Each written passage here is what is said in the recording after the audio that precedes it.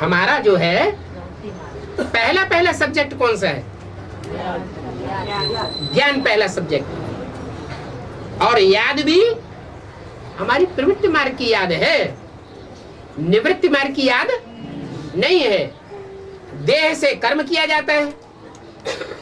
कर्म कैसे करते हैं? कर्मेंद्रियों से कर्म करते हैं। तो हमारा कर्म और योग दोनों साथ साथ होना चाहिए। अगर हम बैठ गए तो कर्म हो रहा है कोई है? सिर्फ बैठ गए, जंगल में जाके हम बैठ जाए और बाबा को याद करना शुरू कर दें,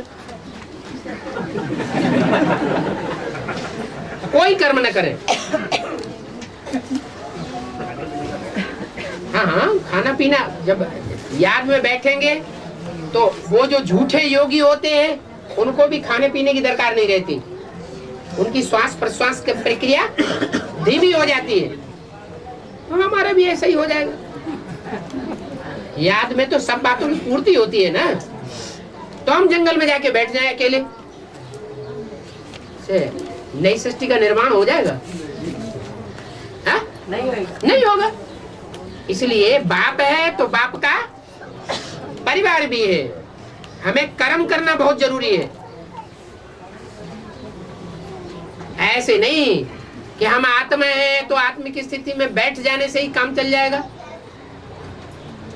सृष्टि दो से बनती है। अकेले पुरुष से सृष्टि नहीं बनती, अकेले स्त्री से सृष्टि नहीं बनती। स्त्री है प्रकृति, 5 तत्वों का संघात,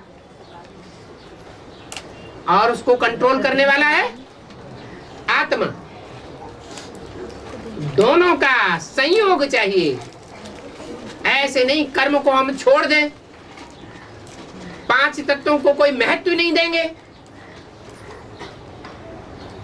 तो हम परमधाम के वासी तो बन जाएंगे 2500-5000 साल के लिए, लेकिन सुख भोगने के अधिकारी नहीं बनेंगे। सुख भोगना है तो स्त्री जाति को साथ लेना है, बाल बच्चों को साथ लेना है। ये रचना है। रचयिता रचना का तिरस्कार नहीं कर सकती। इसलिए कर्म योगी बनना है। याद भी रहे और कर्म भी रहे। गीता पाठशाला में जरूरी नहीं है 1 घंटा याद में रहना, याद में बैठना। क्या बैठ करके याद करना क्या जरूरी है? बैठ के याद करें, क्योंकि वो स्पेस लिमिटेड रहता है ना, जगह लिमिटेड है, तो बैठ के याद करेंगे। अच्छा, कोई छोटी गीता पाठशाला है, उसमें जगह लिमिटेड है, बैठने वाले ज्यादा हैं। अच्छा, बस में क्या करते हैं? याद करते हैं। बस में बैठ के बाबा को याद करते आते हैं। बस में बैठ के याद करते हैं। जगह नहीं मिलती तब क्या करते हैं? खड़े खड़े याद कर सकते हैं ना। तो ऐसा तो नहीं कि खड़े खड़े याद नहीं होती है, होती है कि नहीं होती है, तो करेंगे।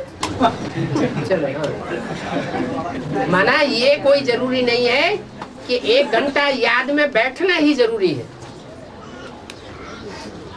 जब हम संगठन क्लास करें 1 घंटा याद में बैठना जरूरी है, ये कोई पक्का नहीं है।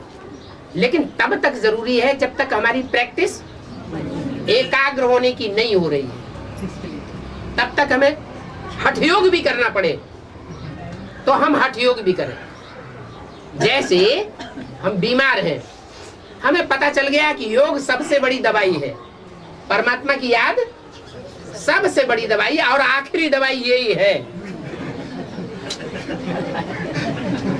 कि नहीं है?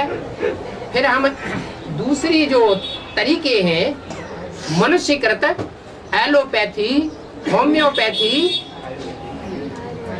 नेचुरोपैथी, इनको उपयोग में लाएं या न लाएं? नहीं, प्रवृत्ति की बात नहीं, कहा कि इनको उपयोग में लाएं या न लाएं? लाना पड़ेगा ही। क्यों? क्योंकि अभी पूरी पकी नहीं है। राजयोग परिपक्व स्टेज में पहुंचा नहीं है। पूरी घी में डाली जाती है, नीचे पड़ी रहती है, डालते ही ऊपर क्यों नहीं आ जाती? उसका एक गर्मी का जो टेम्परेचर है, जब तक उसे नहीं मिलेगा तब तक वो ऊपर नहीं आएगी। ऐसे ही पुरुषार्थ का भी टेम्परेचर है, वो जब तक टेम्पर नहीं पकड़ेगा। कितनी देर याद में टिकते हैं? बैठ के भी कितनी देर टिकते हैं? हा? अरे ज्यादा में ज्यादा किसी का अनुभव हो तो बताए कि हम इतनी देर याद में टिक जाते हैं, बिंदु रूप स्टेज में टिके रहते हैं। कितनी देर? हा? अरे ज्यादा से ज्यादा किसी का अनुभव हो तो आप ही बताओ ना, आपका प्रश्न। स्टेज बनती ही नहीं है।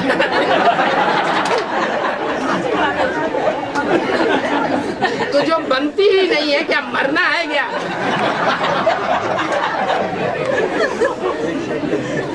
कहते हम तो ईश्वर की ही दवाई उपयोग करेंगे, हम मनुष्यों की दवाई लेंगे ही नहीं। अब बीमारी भयानक भयानक लगी हुई है, उससे ये भी देखते हैं कि लोगों को फायदा हो रहा है, कम से कम जिंदा तो रह जाते हैं। अरे जान है तो जहान है।